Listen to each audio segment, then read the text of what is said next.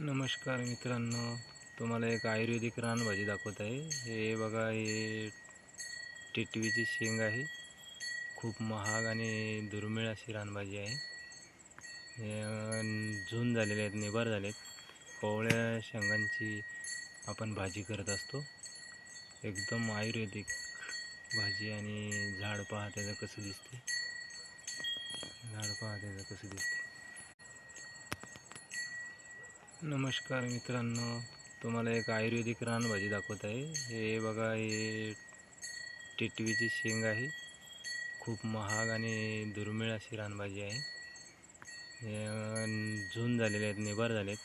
कोवळ्या शेंगांची आपण भाजी करत असतो। एकदम आयुर्वेदिक भाजी। आणि झाड पहा त्याचं कसं दिसते, झाड पहा त्याचं कसं दिसते।